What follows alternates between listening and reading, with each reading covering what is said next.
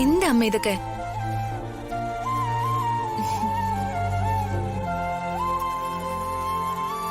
ഇതാ നിങ്ങളുടെ ബെഡ്റൂം. ഞാൻ ബെഡ്ഷീറ്റ് വിരിക്കായിരുന്നു. എന്തായാലും രാജു ഇവിടെ കിടക്കട്ടെ. ഞാൻ ഇന്ന് അമ്മയുടെ കൂടെ കിടക്കും.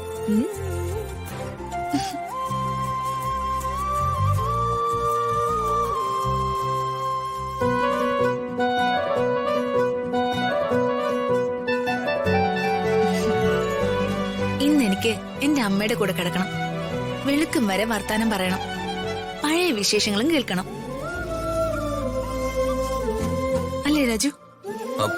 പിന്നെ അതൊക്കെ വേണം. ഇന്നേ അമ്മയെ വെറുതെ വിടണ്ട, ഉറങ്ങാനും സമ്മതിക്കണ്ട. നിങ്ങളുടെ കഥകളൊക്കെ പറഞ്ഞിരിക്കെ. പുറത്തെ നല്ല മഞ്ഞ്, നിലാവും ഉണ്ട്. മകരനിലാവാ. മകരനിലാവും കാറ്റും. എന്താ സുഖം.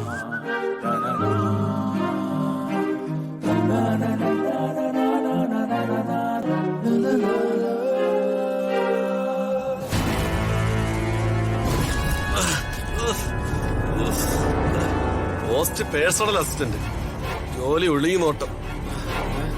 ഇത് പിന്നെ അളിയന്റെ അമ്മായിയമ്മയുടെ വീടായോണ്ട് പിടി വീണാലും തടി കേടാവാതെ രക്ഷപ്പെടാം. വേറെ വല്ല വീടായിരുന്നെങ്കിൽ പിടിച്ച തൊണ്ടി മടല് കിട്ടിയ ഇങ്ങനെ ജീവിക്കണ്ട. അത് മരമാണോ അത് മരിച്ചവന്റെ പ്രേതമാണോ? ആ പിശാചിനൊന്ന് വിളിക്കാം.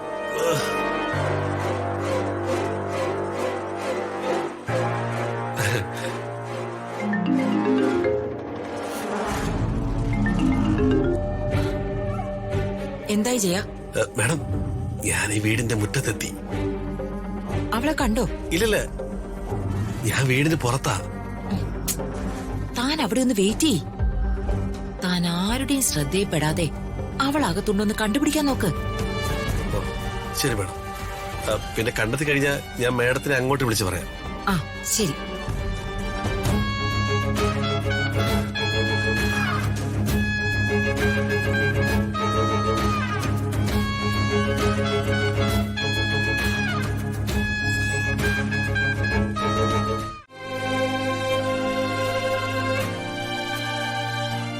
നിന്റെ അച്ഛൻ വളരെ വളരെ നല്ല മനുഷ്യനാ.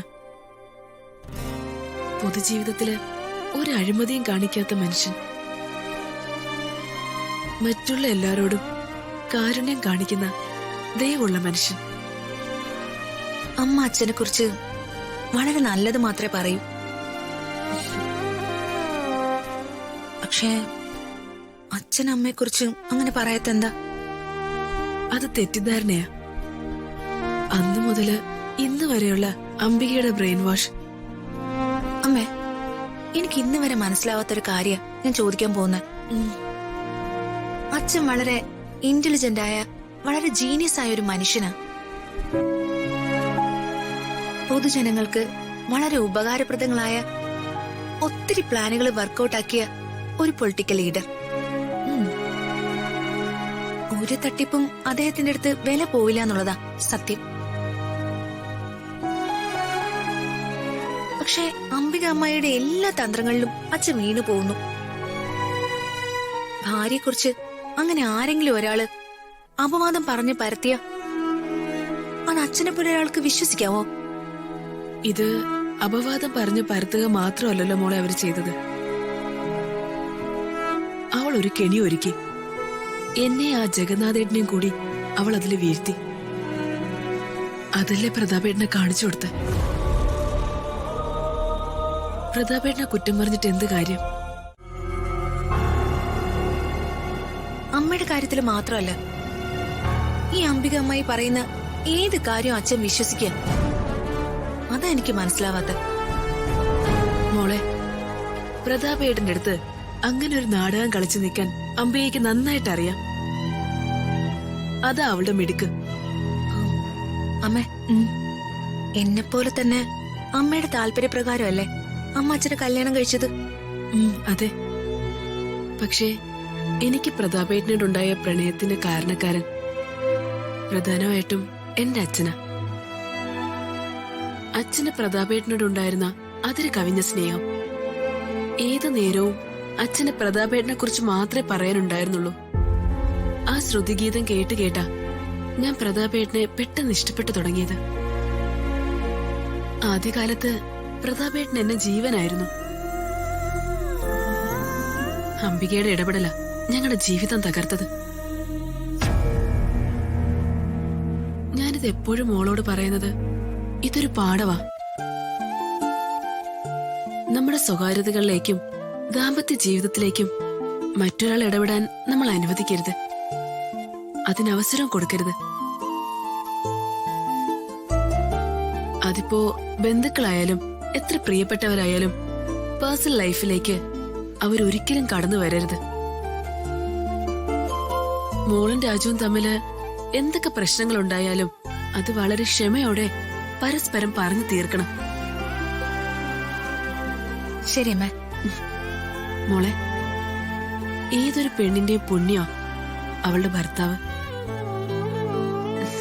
അക്കാര്യത്തില് എന്റെ മോളൊരു പുണ്യവതിയാ. രാജു അത്രയ്ക്ക് നല്ലവനാ. അവൻ എത്ര പാവമാണെന്നുള്ളതിന്റെ തെളിവല്ലേ കണ്ടത്. സ്വന്തം ഭാര്യയോടുള്ള പ്രണയം പോലും പറയാനാവാതെ എന്തെല്ലാം കുഴപ്പങ്ങളിൽ അവൻ ചെന്ന് ചാടിയത്. കുറച്ച് നീ കൊണ്ട് അവനെ ചാടിച്ചതാ. രാജുവിനെ തെറ്റിദ്ധരിച്ചതിലും എനിക്ക് വലിയ വിഷമമുണ്ടമ്മേ. മോളെ, എന്ത് തെറ്റിദ്ധാരണകളായാലും അത് അങ്ങനെ നീട്ടിക്കൊണ്ടു പോവാതെ പെട്ടെന്ന് തന്നെ ക്ലിയർ ചെയ്യണം. ഈ അമ്മയുടെ അനുഭവം ഒരു പാഠമാക്കണം. സ്നേഹത്തിന്റെ ഒരു കടല രാജുവിന്റെ മനസ്സ്. മോളാ പാവത്തിനെ ഇനി കരയിക്കരുത്. ഇല്ലമ്മേ, ഒരിക്കലും കരയിക്കില്ല.